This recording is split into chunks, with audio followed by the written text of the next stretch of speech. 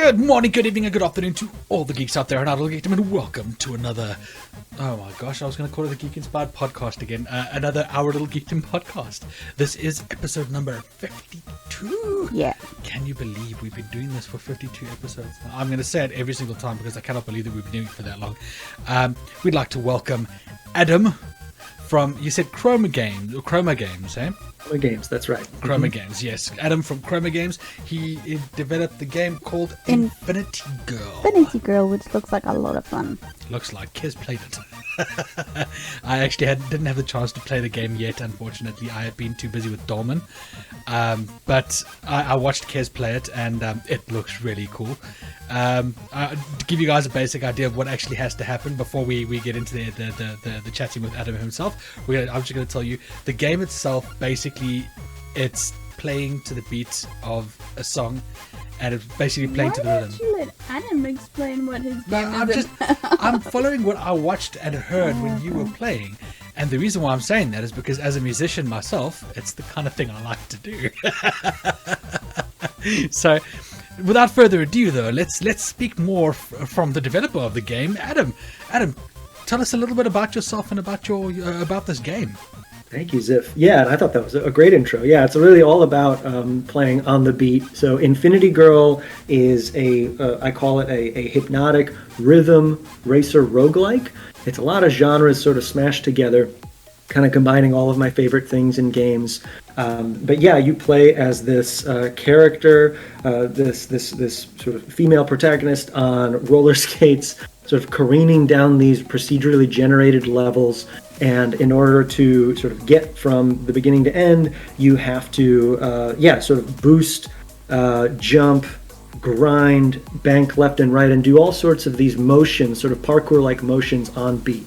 It just, between the rhythm game elements and sort of the music, what I'm hoping is that it gets players into this nice flow state, and you get really focused, and you sort of get into that beat and get into that flow. All of the levels, like a lot of roguelikes, every level or every run is unique. There are different abilities that your character is able to get on each run. Some of them, make you jump extremely high. Some of them allow you to use this ability called a break blast, where instead of regular braking is boring. So I have the character sort of turn into this ball of energy, and then once you let go of the brake, then you go shooting forward. So you have like really fun different abilities like that, and it's really all about that feeling of momentum and flow and speed. And it's a little bit of Sonic, a little bit of Monkey Ball, rhythm games like Thumper, and roguelikes like Spelunky, things like that. So yeah, it's just a combination of a lot of my favorite genres all in one place. And I'll say it's early in development right now, but we just put out the demo a few weeks ago, the first alpha demo. We've been getting some really positive feedback. Yeah, I did watch Kez playing it for a bit, and I did get the feeling when I was watching her play, I did get the feeling of, I think it was Sonic 3D. Look, it was a long time ago. I have to admit I'm an old fart, so I think it was Sonic 3D where you actually run behind Sonic, the camera's behind Sonic rather than playing as a platformer. Sorry, one of our cats has decided he's going to march around everywhere. But I did get the feeling that it was it did have a few, feelings from Sonic the Hedgehog in that aspect as well. But one thing I did notice is that, or what I liked about it is that I recently obviously purchased, our viewers know this, I purchased Gran Turismo 7, and one of the things they have is called the Music Rally, where you actually have to race to the music. And it seems so similar to what you're doing, except for the fact that you have to push the button every single time the beat goes, and that there makes it very interesting. It actually makes it very, like, you can call it in depth, and it basically breaks it down to something more fun to play. It feels, I was really inspired by Crypto the Necrodancer, where you're sort of, I don't know if you all have played that, but yeah, every single beat, you sort of can go left, right, up, down, attack. And it's usually the beats that the players are following, because the game's pretty challenging on its own. The beats are pretty simple; it's just quarter notes, but that's enough where it gets you into that flow state. And it sort of reminds me, like, if you were like kicking a ball down a field, but you were doing it in rhythm. That's sort of the main gameplay. And that's sort of what sort of came to my mind when I was sort of prototyping this. Yeah, no, I can see that. I definitely, like I said, when I saw the game, that's what I saw as well. Is that it's got that whole rhythmic, and having to follow the rhythm. And from what I could see, that every time you hit the beat correctly, you'd speed up, and your character would actually speed up. Yeah, it gives you like a boost, and then you can get. I don't remember what it's called, but you get like you become really, really glowy, and then you can go really fast. Yeah. I know the name; it's like right there. But I don't know it off the top of my head right now. It's not coming. But the point is to hit the beat, and then you go really glowy, and it makes you go faster, or you can go further or higher or whatever. That's right. Yeah, and again, it's early days, so I'm implementing more of this stuff in the game. But for now, yeah, the longer you stay on beat without stumbling and going off beat, the faster you go, and you start to earn these streaks where you can have additional powers. So. Yeah, it's fun. It really sort of helps you focus. There's a bit of a learning curve because there's not too many games out there that force you to, make an action on every single beat. But I think once folks grok it and, get that approach, I find that they really get into it, which has been exciting to see. Yeah. It is hypnotic as well, where I found myself quite often focusing on the music, and then I'm like, all right, I'm supposed to be pressing the button and I'm supposed to be doing this. And you just get lost in the actual game itself, and it was a bit frustrating at the beginning, I'm not gonna lie. So I am very happy that you have the journey mode as well, because obviously I tried both, and the journey mode is a lot easier to get through. So I'm very happy that you have that, because I don't have the greatest amount of patience. I try, but I prefer easier modes sometimes. But I found myself getting lost in that game, just sitting staring at it. I'm like, all right, I'm supposed to be doing something. That's awesome. Well, I'm so glad the journey mode worked out, and you think it's so hypnotic. But yeah, I had a similar experience so I love rhythm games, and I'm a musician myself too, and I have I would like to hope that I have a decent sense of rhythm. But my kids, I have an 8-year-old and a 4-year-old, and they're not known for great rhythm, but they love playing the game. But what I did is I tried journey mode with them. Journey mode is a mode where you just press and hold a button, and it automatically triggers the actions on beat.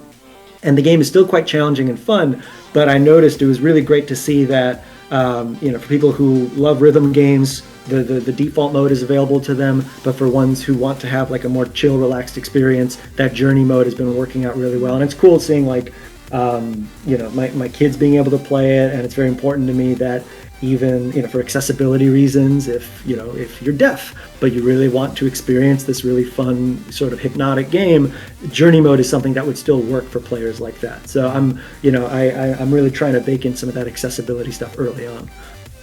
Yeah, of course, because to be honest, accessibility is always a good part of the games, because there are a lot of players out there that have different kind of handicaps and things like that. And like we've got a friend who has cerebral palsy, and he loves playing games. And he plays.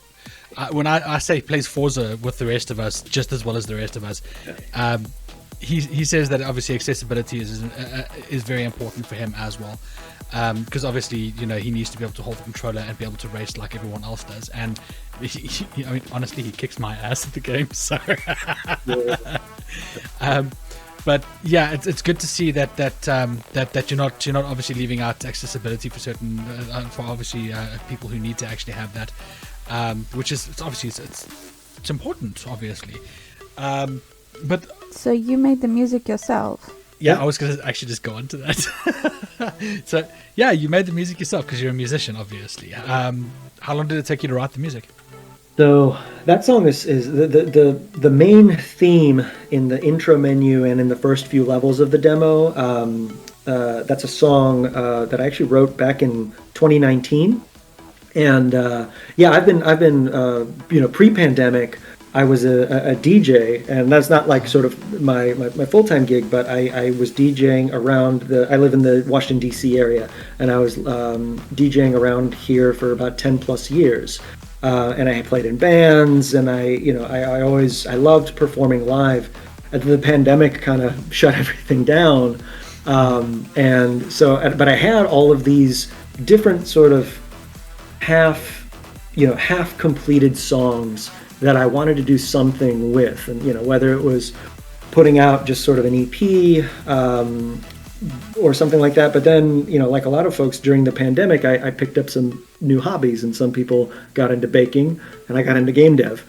And so I had an opportunity to use some of these old songs and remix them into this context where now they have different layers and they're longer. And one of the most fun things about it is that the music, in addition to the levels, are procedural. So every time you're doing a level, the design is different, and you're exposed to sort of different obstacles, and the arrangement of the level is very different. But the music operates the same way. I wrote the music in a lot of different loops that all sound good together, but combine in different random ways when you're playing. So hopefully, in addition to the randomized levels that give you a fresh experience, you get this sort of cool original music every time too.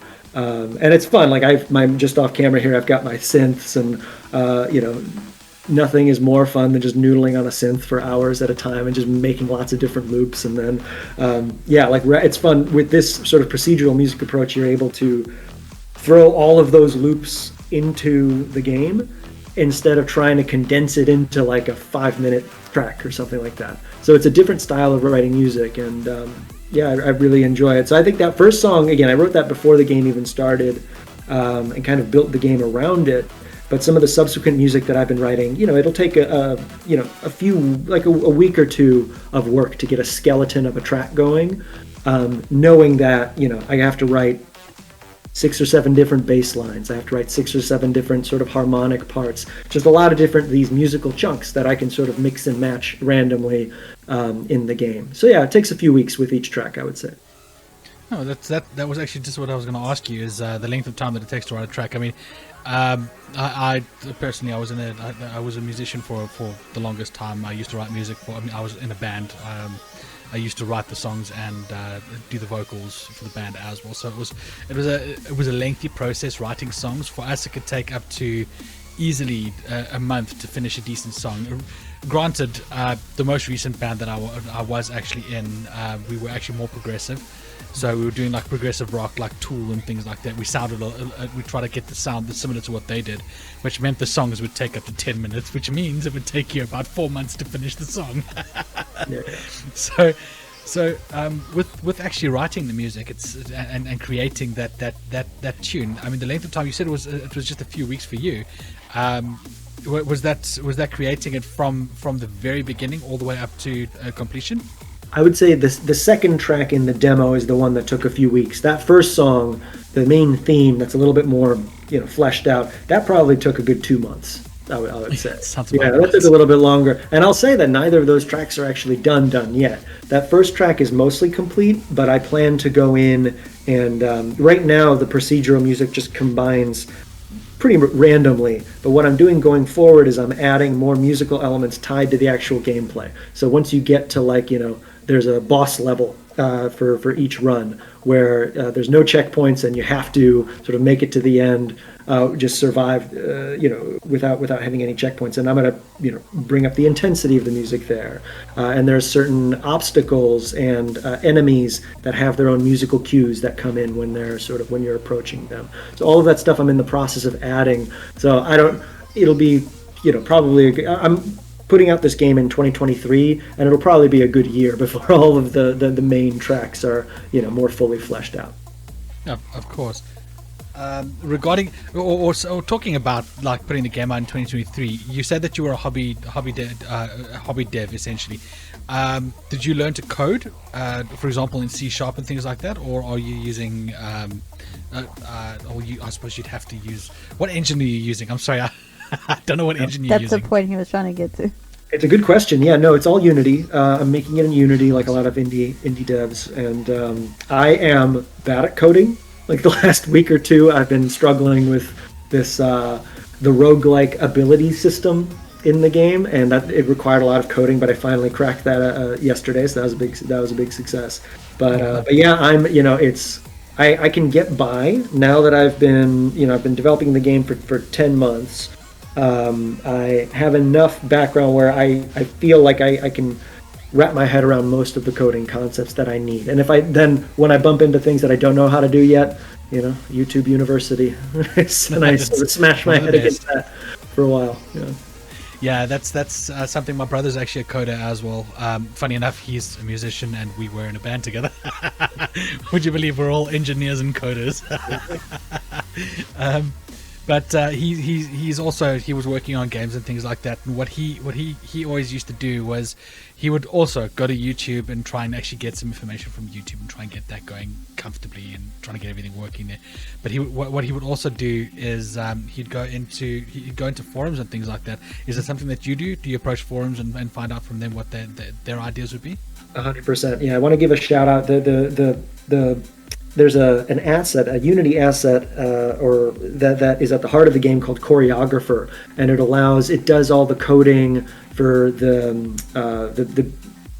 keeping everything on beat, basically. Like, I had to sort of plug my music in, and I had to sort of do a lot of coding to sort of make the system work with the vision of the game that I had. But it's a really fabulous tool called Choreographer, and they have a great forum. And I think I've posted like most of the recent forum posts there because I've been pretty active with my bugs and challenges. But the developer of Choreographer has been really generous with his time, and I think he came from Harmonix and a lot of the Guitar Hero folks, and did a lot of great work in the rhythm game world. So it's been a great tool, and yeah, I've dropped into their forum. There's some Discords that have been very helpful. The Unity forums have been quite helpful. So yeah, that's the nice thing. The indie dev community, particularly on Twitter, I'm connected to a lot of folks there. They're just very collaborative and generous with their time, and I'll hit some folks up that are doing other sort of high-speed racing type games, and they'll offer me advice on like how they implemented a certain feature. And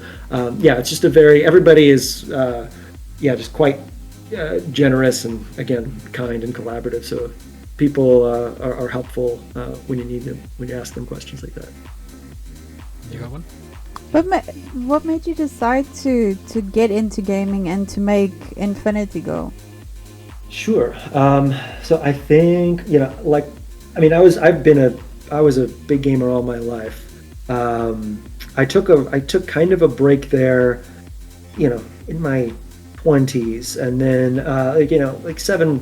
6 or 7 years ago, I really started picking games back up. And then especially when the pandemic hit, like a lot of folks, I really leaned into games because what else could you do? And then after about a year of a year into the pandemic, I started thinking, okay, like maybe I should dabble in game development. I had some ideas, and I was just curious to see what it would be like. And years ago, I actually went to Nintendo of America hosts this amazing video game nerd camp, which was just my absolute dream when I was a kid. And in middle school, I went there and coded these fun 2D platformers. So I did that almost 20 years ago, probably. I hadn't returned to any sort of game dev since then. I did some modding, in the time in between, and I really enjoyed sort of making maps and mods for different games. But I didn't do proper game dev until, just about a year ago, when I started doing some tutorials on Unity. They have a really great sort of on-ramp to guide new developers, to train them in this tool, because that's something that I don't think I was into game dev earlier because the tools weren't quite as accessible, like Unity and Unreal, and there's other games like engines, Game Maker Studio, things like that. They're so accessible and fun to use, and much more plug and play than anything that was available to me when I was in high school. So once I saw where the tools were at now, it became much less intimidating, and I got into it. And I knew that in the back of my mind, I always knew that I wanted to combine something with music and games. And it took a few prototypes. And once I discovered it's pretty fun to, kick a ball down a field on beat, suddenly I felt like, okay, maybe there's something here. And that's how the start of Infinity Girl, that's how it got started. Yeah, so those giant crushing rocks that I saw when I was watching Kez play, give us the background of those rocks that would just annihilate you if you're not careful. The technical term I use is giant smashers. But no, I'm in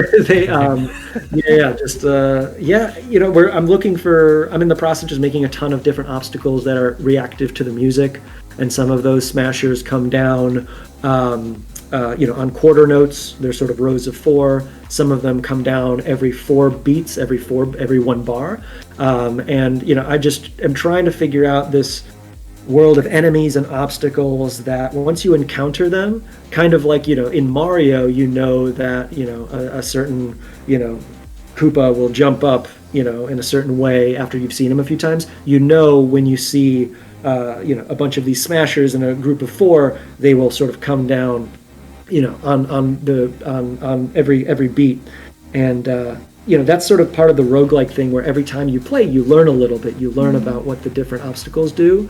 And I just wanted to come up with a lot of different, because just me, simply designed obstacles and enemies that are also musically reactive. So those were, some of the first that I made, but I have some more complex ones that are in the works.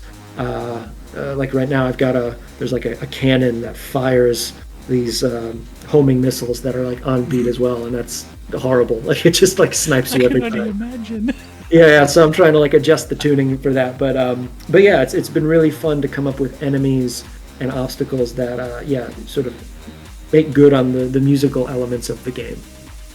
Yeah, no, I did see that definitely. I mean, Kez, as much as she moans and groans about the fact that she wasn't doing well, she used to be a drum majorette, so she knows how to follow beats. Yeah. She's got better rhythm than I do. At least she should have better rhythm than I do. Being a drum majorette, you've got to follow.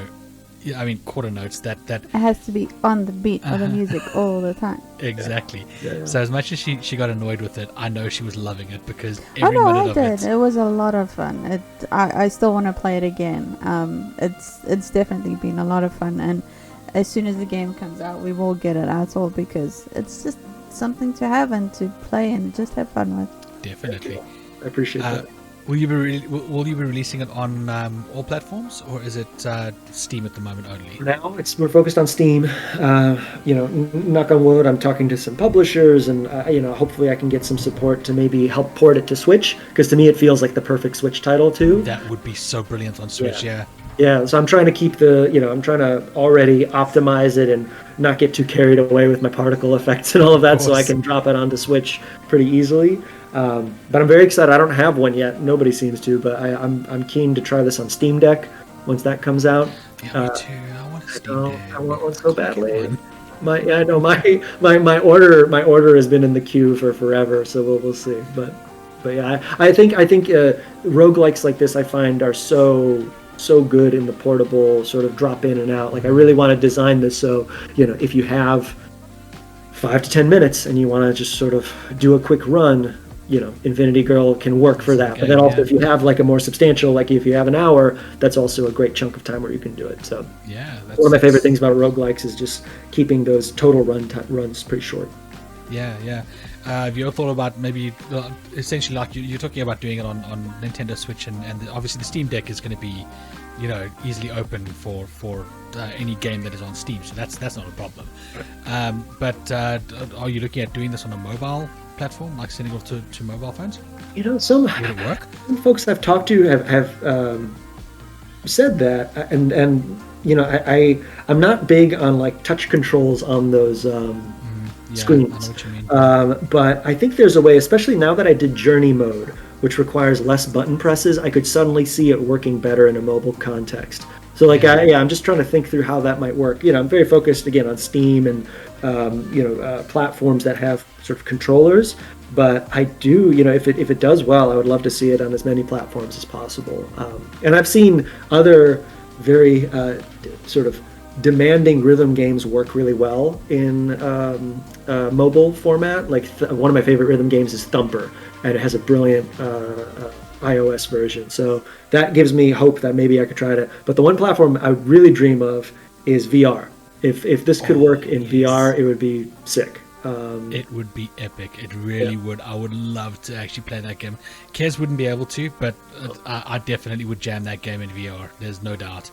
Motion, is it Kez, is the motion sickness? Is it? Yes. Tricky. Yeah, that's why in your Discord I said if you can do the motion blur thing, because it is fun and it's not as bad, but I did feel a little bit nauseous towards playing it. But that's just me. So if there is something, then that would obviously help, because I know that there's a friend of ours who's heavily motion sickness. She gets it a lot worse than I do, and I know that she would love this game. So it's definitely something. But no, I can't even play games where I just sit still sometimes. It gets so bad in VR. See her in Atlas. It's really funny. Unfortunately, yeah, the V-Sync switch should be simple enough. So I definitely it's in my queue. So I'll address that. But yeah, VR. Yeah, I played some of these music sort of hypnotic rhythm games within VR, like Rez and Thumper are both incredible in VR. Tetris Effect, incredible in VR. I haven't played that in VR. No, I can honestly say I don't know Tetris Effect. Yeah, it's excellent. They're all just very like psychedelic. Again, a lot of particle effects. Everything like in Infinity Girl. There's just a ton of visual feedback in time to the rhythm and stuff like that is really wild in VR. So, have you tried Beat Saber? Oh yeah, of course. Love Beat Saber. Yeah. Game is hectic. That's great. I always lose at that game because I can't move sideways. Well, that's yeah, tough. she does. She'll fall over. With the drumette, I'm sure you'd be good at that. Otherwise, but yeah. Yeah, the thing is, with VR, she's alright in certain games. Like, she played Bridge Crew because she was sitting down. So Star Trek: The Bridge Crew was easy for her because all she had to do was sit.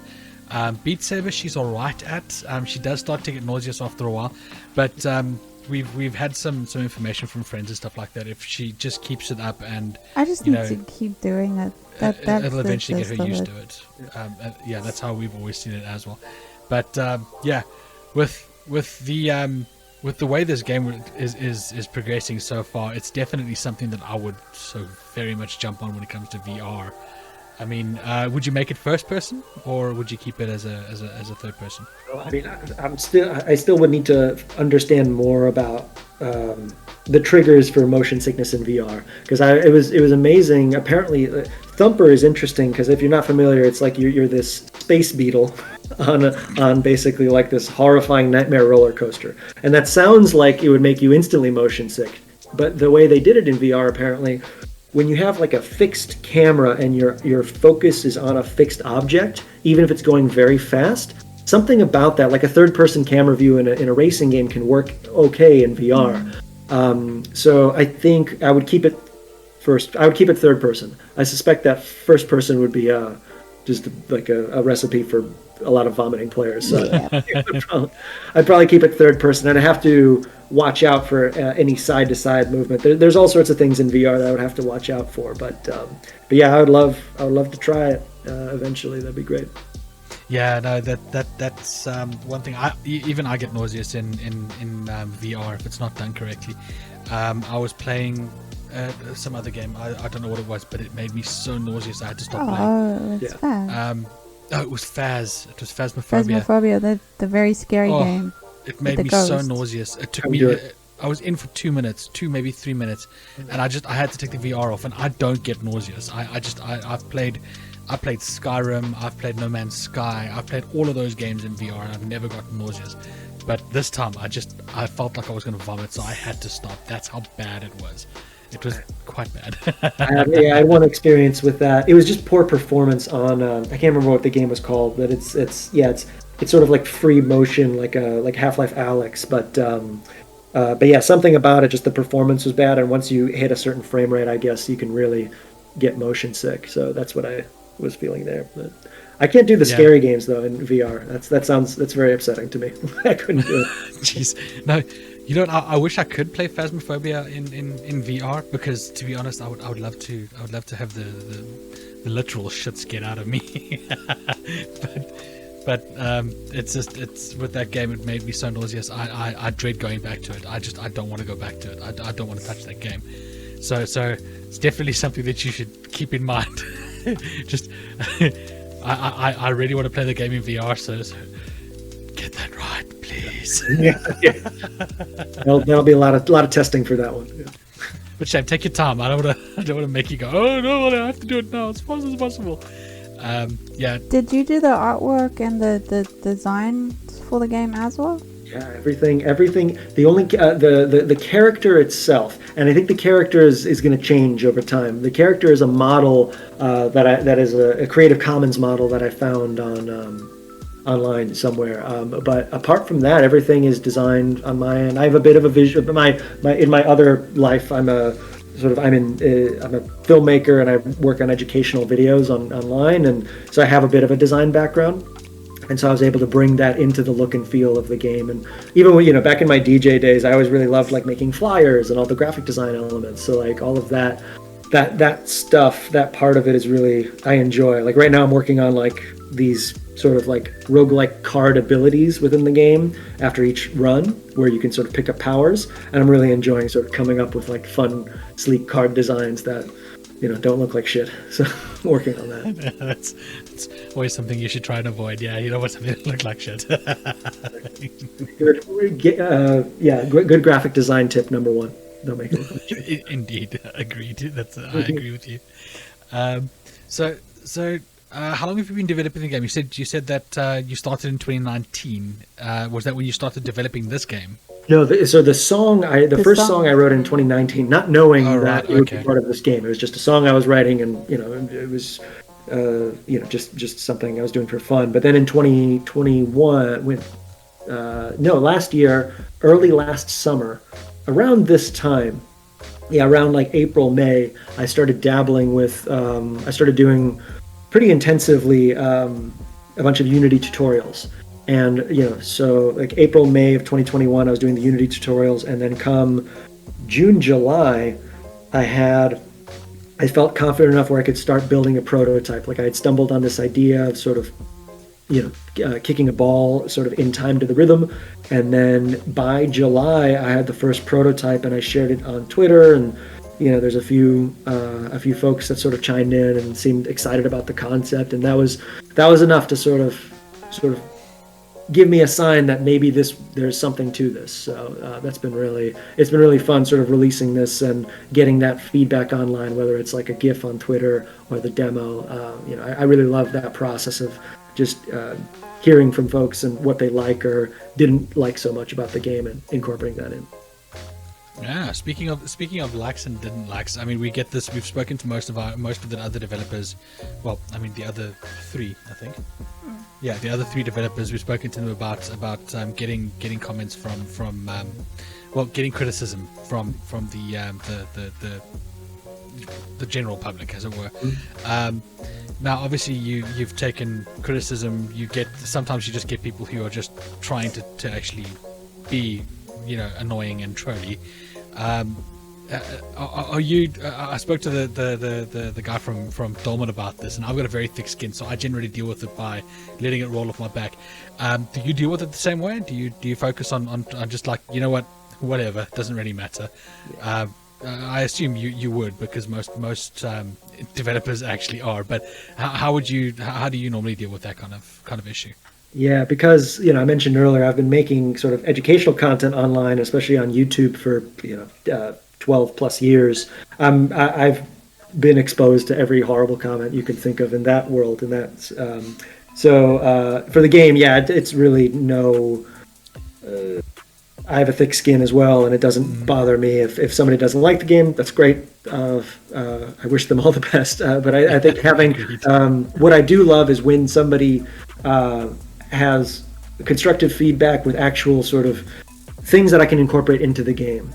And that's always like, I think Reddit has been really good for that. Like Reddit, a lot of the users there will give you some very no bullshit feedback, which I value. I appreciate that. And getting it, like the people who play it on Twitter, like I'm already either friendly with, or we know each other through like indie game dev circles. The big trick now is like I'm sharing it with people who have no idea who I am. And wide audience. and especially the Reddit audience, and I'm going to specific subreddits around like roguelikes and things like that, and they have specific ideas for what they like in these games, and that's been the most valuable feedback. And for the most part, even if it's negative feedback, they've been very helpful and constructive. I've been lucky so far where people have not just told me I suck and then move on. Like, if they tell me I suck, they tell me why, and that's actually useful to me because then I can help improve the game. Yeah, no, I get that. I really do. I mean, honestly, I think Kez and I have been through the wheels of people.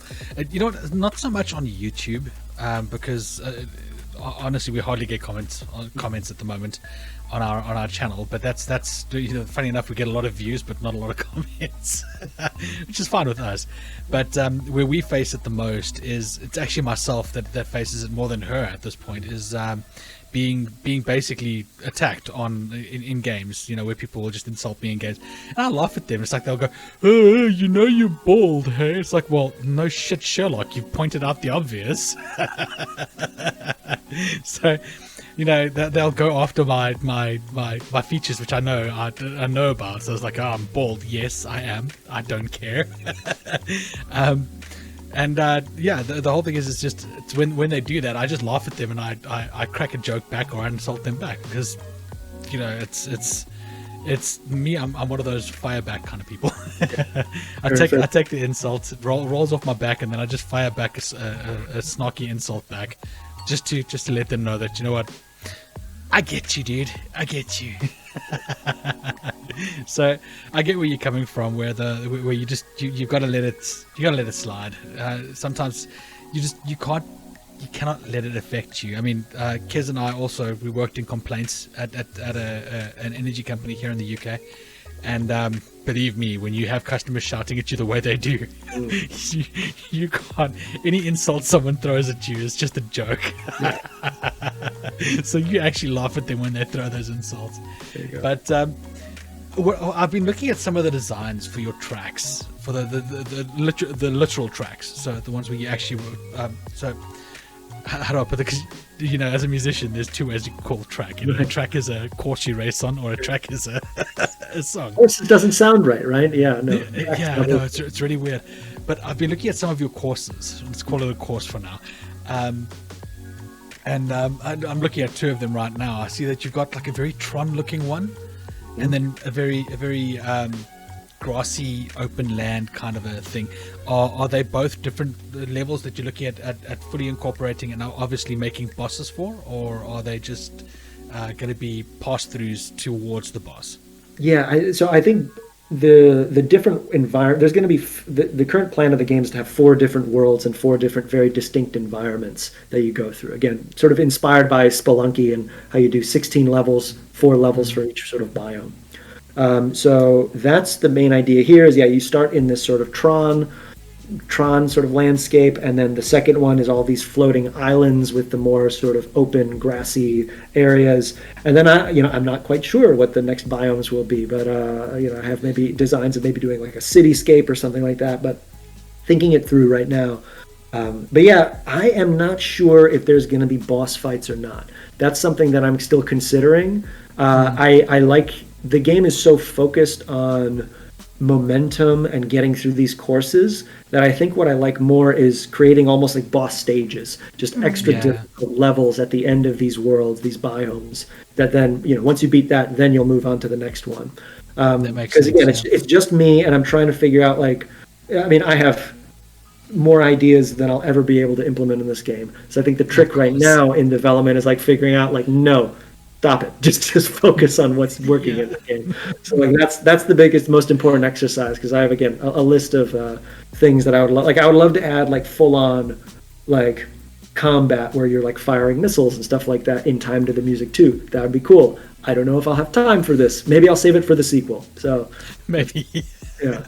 When you have make it part of an expansion or a download or something like that. Yeah, that's sort of what I'm thinking too. Is like I'm going to try to keep this. Some of my favorite rhythm games are very focused, and they're really like they do a handful of things really well, and that's what I'd like Infinity Girl to do too. Like, rather than having like 10 different features that are all just sort of so. Yeah. So I'm guessing the goal is to get into the really big blue ball kind of thing at the end of it. I haven't reached it yet, obviously, but I can see that that's where you're going, because with each level you get closer and closer to it. It might be a spoiler. If not, then so be it. But what happens when you reach the end? Reach the orb. I have some ideas on the story in the game. For now, you just advance to the next level. But I do think I have some ideas for the orb, and it's like capital T, the orb. It's like it has a certain thing in my mind. But no, I would spoil it, but I don't know the answer to that question yet. I'm working on like the gameplay mechanics for now, and I have some story ideas. I'm always going to keep the story pretty minimal and kind of open to interpretation, just because I think the game, most people will be playing the game for the gameplay. But yeah, something cool will happen when you get to the orb. I don't know yet, but we'll find out. You're just like a novelist, to be honest. My mother is a novelist, and that's exactly how she is. She doesn't know the story, how it's going to end, where it's going to end. I spoke to it was a few years ago. I sat down with Raymond E. Feist, and the same thing. He doesn't know where the book is going. He just lets it go. Yeah. So it's I don't think, to be honest, from my point of view as an artist, when it comes to art, we don't ever know where it's going. We start writing something like a song, like a game, like a book. You start writing it, and where it ends, well, you don't know until you get there. Yeah. Yeah. So but it is nice to see that you are working on basically this game and trying to make it, make your dream come true, essentially, and make something that you've always wanted to do actually become a reality. Are you gonna have a multiplayer level?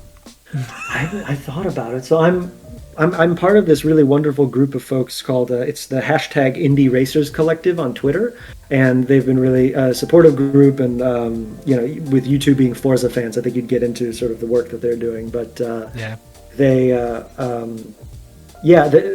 group, seeing all the great multiplayer implementation that they have in their games, makes me think that it could be really fun if maybe you do like a co-op version of the game where or like a racing version of the game where you have 16 people encased in balls blasting through this course, and it's like Fall Guy style. You're sort of bouncing off of each other.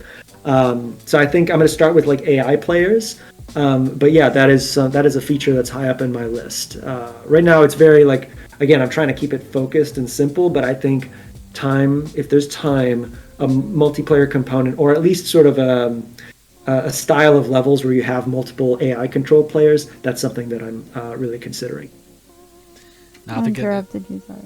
I think that's a good idea, to be honest. Definitely a multiplayer kind of a vibe to it. You can actually do something, but again, it's like you said, something that you're thinking about, but not implementing as of yet. And I get where you're coming from, because you are just one person doing this game, and it can't be easy. But are you looking at building this into the next? Okay, I'm gonna call it the next Ubisoft, but only because Ubisoft is a big company. I'm not saying that you want to turn yourself into Ubisoft themselves, but are you looking at making yourself into a company where at least you're like I'm going to call it a double A or an A company? An A. Yeah, I mean, it would be amazing if this game does well. It would be amazing to have be able to work with additional team members and stuff like that. I'm trying to intentionally keep the scope small in case I do have to do this totally solo. But there's a world where if things work out and I work with a publisher, I might be able to get some funding from that and get some additional support for art or other music. And if that becomes available, I'll definitely explore that. But I'm not banking on that. That doesn't have to happen for me to put out a game that I'm really happy with. So that's sort of the strategy I have. But yeah, if it does well, I would love to do more of these. I have again, more ideas than I know what to do with in terms of different games I would love to do, even sort of features within this game I'd love to pursue. So yeah, it would be great to expand in the future, but it's a tough space. I mean, there's so many indie games now that it's very, very difficult to sort of break through the noise. For now, it's a very exciting sort of part-time project. But yeah, of course, I'd love for it to be successful and turn into something bigger. Yeah, of course. I mean, that would it would honestly be anyone's ultimate ending, is that they want to actually make it into something like that. And I 100% get where you're coming from, because the market is saturating, and it is becoming saturated. But hopefully people like ourselves, when we do actually find games like this, because we tend to scour Steam for indie developers, and we try, and especially myself, because I like to actually support indie developers a lot, because I believe that they are the backbone of gaming industry. They help build the games that are successful these days, and they turn into the companies that we all, some of the companies that we respect, but they turn into the companies that are showing off their AAA titles and things like that. So I 100% agree with you in the point where you want to actually keep it small for now and just see how it grows. And I just hope that you're going to make it big, because I do like the game. I love the idea behind the game. I thought that when I saw it, I thought, wow, that actually is really well designed. It's such a cleverly designed game, and especially the way you can maneuver around certain things, and you're doing it to a beat the whole time. It's really cool. Sorry, I'm not gonna lie, that beat actually got stuck in my head a while after I was playing the game. I'm like, wait, what is that song? Oh, it's that. Yeah, so it's the music is definitely important, and something I need to ask though is, are you going to carry on writing the music for it? Are you going to keep writing your own music for it and adding it in? Yeah, that was, the whole reason why I'm making a music-driven game is an excuse for me to, I've got all these sort of analog synthesizers off camera here, I want a reason to use them. So yeah, it's part of the fun. Agree. Mm-hmm. I get where you're coming from. It's like me. I still like to write music. I mean, I haven't played in a band in ages, but I still like to write music. I get equipment. I mean, I'm looking. We just bought a guitar recently, because my guitar's all the way in South Africa, and I can't get it until we ship it up here. So we went and bought a guitar up here in the UK, and I've been playing around and stuff like that. And I get where you're coming from. You want to just create music. I just want excuses to buy more gear, honestly. Exactly. I agree 100%. It's one of the reasons why I want to get that beat machine. It's that little square beat machine that you got with the little buttons that you can push to make drum beats. Yeah, sure. I don't have a drummer, so Yeah. You've got one. You've got one, haven't you? I've got my I'm getting mine now. Right. This is what connects to Ableton, the music software that I have. But yes, and you can tag it and tag it with snare symbols, specific symbols and stuff. It's something that I've wanted to add in, and because I don't have a drummer, so the best thing I can do is create the music by, making it myself with my own hands. So I'll do it. Screw it.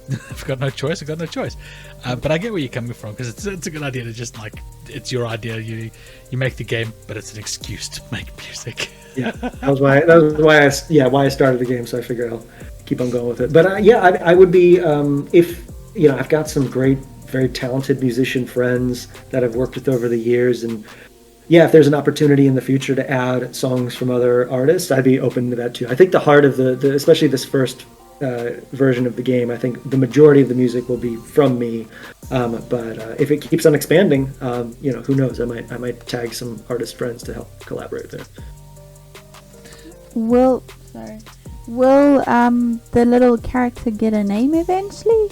Yeah, her title, her name, I call her Finny, Fini, after Infinity Girl. So right now she's Finny.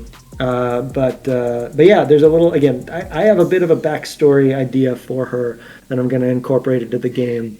But I was really focused right now on getting, great feedback like you shared, and making sure that the core gameplay is fun. And then, now that I'm getting close to that, I'm getting enough sort of positive feedback that I feel good that, okay, now I can kind of redesign the character, rework that a little bit. So yeah, more story about Finny to come. But I do like having this, roller skating heroine at the heart of it. It's pretty fun and different. Yeah, following on with the music side of things. Sorry, I when it comes to music, I get lost. Sorry about that. But going back to the music side of things, You said that you're gonna obviously incorporate different musicians, like your friends and stuff like that, into the music, because they're all musicians themselves as well. Would you be considering like doing what the guys from Beat Saber do, or the guys from Rocksmith, where they take if the game obviously gets big enough, where they take things like you know, Panic at the Disco and Fallout Boy and all those things and start adding them in? Would you do something similar to that as well, if they obviously allowed the rights to that too? Yeah, would love that. But yeah, there's a specific you know, like I said, I DJ'd previously. I'm a huge electronic music nerd, and there are a few specific labels that come to mind that, man, I'd love to work with. Marshmallow, love him. But yeah, there's just a lot of different artists out there that I could, if it does well and there's an opportunity to do little packs with certain licensed songs, I think that'd be really, really cool. Yeah, it's like I would love to hear, like, for example, Armand Van Halen in your music, because he is, or in your game at least, because he's got some really awesome tunes. Yes. That actually just they scream, you know, the running epic games like that, you know. That, and that artist that you like so much, what's his name, man? He named after a classical artist. He's in that Grimm TV series. You see, now we've lost him. Classical artist that was in a Grimm TV. He sounds like his name is a classical artist. I'm trying to think. It was like, it's not Chabert. It's, oh jeez, like, it's hard to remember. He's I will find it. When I say classical, I mean, like, you know, your Beethovens, your Chaberts, your Chaberts, your those guys. Yeah. I'm just trying to remember his name. It's impossible to remember now. But, you know, artists like that, where they actually, you take those kind of dance tunes, or, I mean, even things like Skrillex, you know, because that's got a decent, and it's got a nice quarter beat to it as well. I've noticed that they've got very good quarter beats to it. But when you say you're doing quarter beats, are you going to look at going into full beats and half beats as well, and trying to make the songs, you know, vary so that the players get thrown off? Yes, yeah, I'm my brother is also a musician, and he and I talked about this. For more advanced levels, it might be interesting to experiment with different time signatures and things like that. You know, the progressive rock guy over here. Different time signatures could be interesting. And then on the later levels in the demo, you can actually, it's not just quarter notes. It's actually the bass. You're following the bass line. It's still a pretty simple pattern, but it's not just sort of quarter notes. So it evolves over the game. But that would make it so awesome, though. I mean, imagine following something where it changes from a 4/4 to a 3/4 and then to a 7/6. You know, just randomly to a 7/6. It'll blow your mind. It'll be so awesome.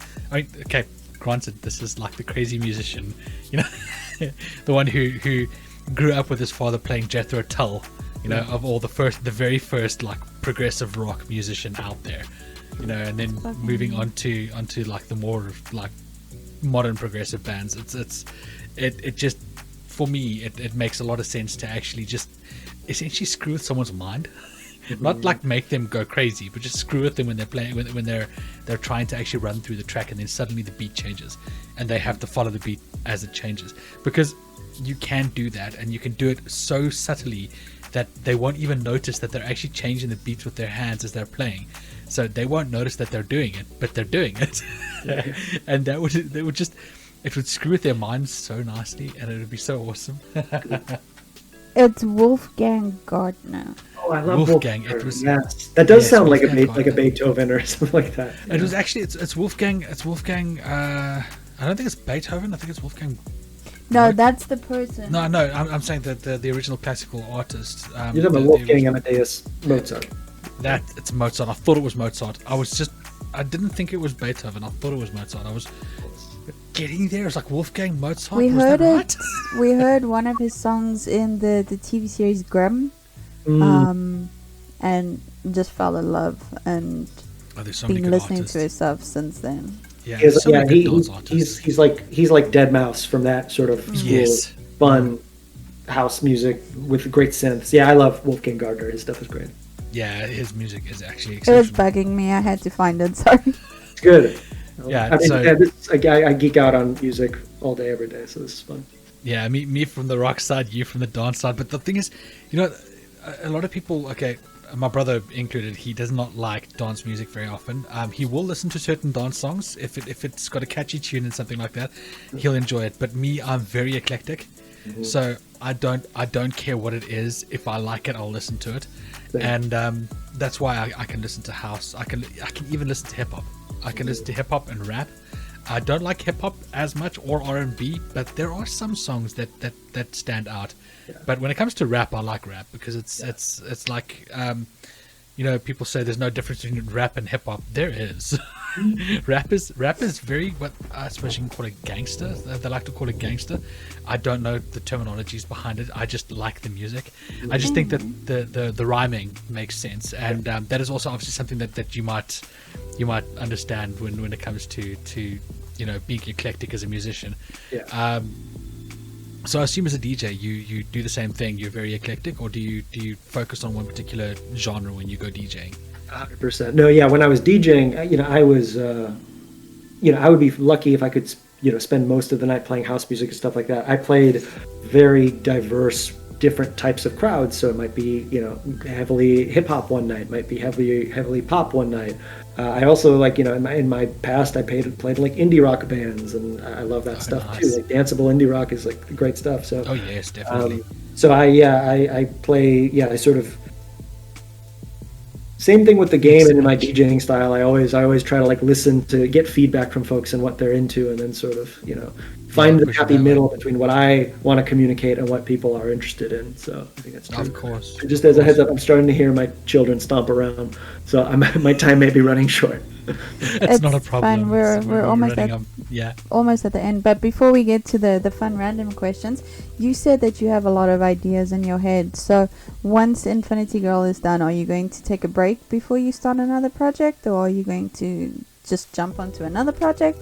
It's something that I just always have to ask. It's her favorite question. It's a good question. I don't know. I mean, I'll have to ask myself in a year when I put this game out. But no, I think. I liked your idea earlier because of maybe doing DLC. So I do expect even when I release the 1.0 version, I want to support the game and evolve it, for a little while through DLC, through other just free updates. So I think I'll be focused on supporting Infinity Girl for at least through the end of 23. But after that, I love strategy games. I would love to do something that's Infinity Girl is very physics driven, and I quite enjoy that. But something that's less, a more chill strategy game could be really interesting. I have this idea for doing on the opposite side of a strategy game. I would love to do something that's like a physics driven stunt simulator. I have this idea for that, where you sort of create different sort of stunt environments, and you sort of get points from that. So I too many ideas to explore. But your own stunt car and then use it. Exactly, stuff like that would be incredible. But yeah, I want to see Infinity Girl through, and then I would love to do something. This one I'm committed to sort of. If I need to, finishing it as a solo dev, but it would be so fun in the future to do a project with a partner or two, and I would love to explore that in the future too. So. Of course, no, that's awesome. So before we go, we always have to ask the best questions, which are the fun questions. It's just basically things that we like to throw out there and find out a little bit more about yourself, so that people can see that you are a normal person like the rest of us, and that you're not just a person putting on, or a robot. I mean, we all know that you're not, but still, that's not the point. It's also so that our listeners can know that you think like all other humans do. So we're going to ask you some weird questions. So the first one is fairies or goblins? Yeah. Furries, or what was the second one? Fairies or goblins? Goblins. I don't know why. I like their chaotic energy. Let's go with goblins. Damn straight. Yeah, you're in the same boat as us. We're all on the dark side here. So in the same token, rebels or Imperial Order? Rebels. Nice. Yeah. I have to do the standard ones as well. Cats or dogs? Oh, it has to be dogs. I'm incredibly allergic to cats. I like cats. but the moment I start petting them, it's it all comes out of my face. It's no good. You'll never be Yeah. able to come visit us then. No, we've got Sorry. we have 7, Do the Zoom unfortunately. window. Yeah, we have 7 of the little guys, and they That's a great deal of cats. Yeah, I mean, from a distance, I would enjoy it, but then about 15 minutes in, again, I was puffy. I would look No, for it. we wouldn't put you through that, dude. We would never put you through that. Okay, so musician. I'm obviously going to go on the musician side of things now. Alternative rock or post grunge? Can you give me I know an it's so example? hard of- because they're give close me, together. Give me a post grunge, an example of a post grunge band. Live. Ooh, live versus alternative rock. I'll go with alternative rock. Okay, because I was going to say alternative rock would be some of the more modern rock bands where they've just progressed past post grunge essentially. So Yeah, it went grunge, post grunge, alternative rock, alternative new metal, blah blah blah blah. This is ridiculous. Yeah. Okay. If you had to be stranded on an island, would you want to be yes. stranded with books, a video game, or board games? Do I have to choose just one video game, or just like, can I bring my Switch? You can bring. Bring your Switch. Yeah. Yeah. I think it'd be really hard to choose because I love reading. I don't read as much as I should. I game more than that. So yeah, I'll probably say I'll bring my Switch to the island, or I'll bring my Steam Deck with all of my backlog that I Oh yeah. Yeah. Oh yeah. You see, it's the artists who think like that because we automatically assume there's electricity on the island. It's as simple as that. So I'll just wire a coconut and yeah, it's fine. I'll figure it out. Because it's the two times we've had developers say, yeah, but there won't be any electricity. It's like, how do you know? There could be like a little hotel somewhere. You could just be stranded. You don't know what's on the island. Yeah, you could be on the island. There could be generators and there could be a power station. It's just that they don't have any video games, or they don't have any board games, or they don't have any of that. So you have to choose one. So yeah, I agree. This is the artists who think like that. We think out of the box. Fantasy or sci-fi? I was just about to ask that. Sci-fi. Sci-fi, nice. I love. Yeah, when I do read, it's almost always sci-fi. Nice. Okay, with sci-fi, I'm going to go Star Trek or Star Wars. So hard. I'll make it easier for you. Make it the old Star Wars or the old Star Trek. So next generation or Next generation, old Star Trek for sure. Then. There we go. Okay, it's not so difficult when you go back. No, yeah, it gets both of them. It gets muddled in more recent years, but next agreed. generation. I grew up on that, so Me too. Best And series then ever. the last question: what is your favorite dessert?